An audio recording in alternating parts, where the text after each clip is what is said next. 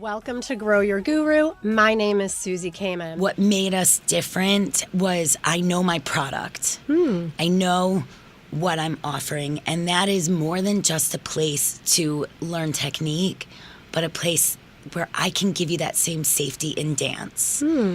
I want to train you to love dancing so much that you go to the floor for your therapy. Yeah. Because you got those two like voices, like, you know, like, yeah, do it, it's gonna be Right. great, and then the other one like, no, it's easier to stay at home, and it is, but like for me it's easier to show up and do the difficult thing than If you could try and give yourself this moment to take stock in exactly everything that is happening right now, you might be surprised at how content you are with all the shit that you have. Like I think of like the balloon game analogy where you are constantly trying to keep the balloon up in the air. It's like be the person that doesn't let the balloon fall. I love that. Like Is such a good analogy. We don't want to all just like watch the balloon fall to the ground. right. Womp Or think womp. someone else is going to get Yeah. it, right? Just like be the person that's like, "Ugh, that wasn't funny, but we'll figure it out. Of exploring verbally or potentially visually again, depending on the situation, of what the experience was like of creating that piece.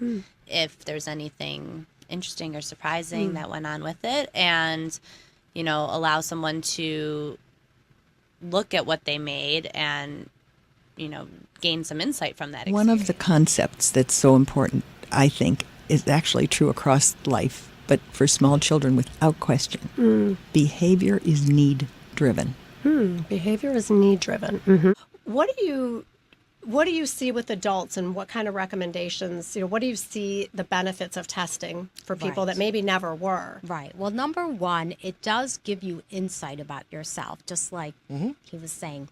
So people may think I'm a weirdo, or there's something wrong with me, or I'm stupid, or or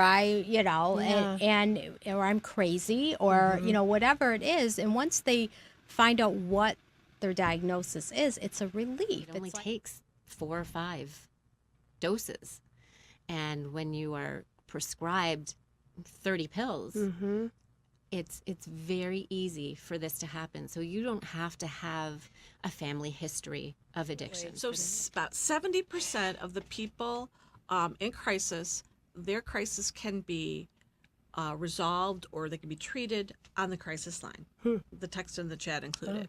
So for me, from that most authentic place of wanting to see people, validate them, and just love them as they are, and then the healing practice of it, I couldn't help. It just sort of manifested I'm a big itself. advocate in my office for adolescents and adults around language. And instead of saying walk away, what did you say? Move on. I'm moving on. I think that language creates energy, and I think it changes. That's brilliant. It is traumatic to view the world in a certain way and have people not understand that, and have your behaviors be again viewed as willful disobedience. Oh, it's Monday. You know what I mean? I'm excited because I know what's going to happen for the day. I know people are going to find people are going to find hope that didn't have it walking in. And not just that, we're going to send some people that really don't feel well to start feeling better.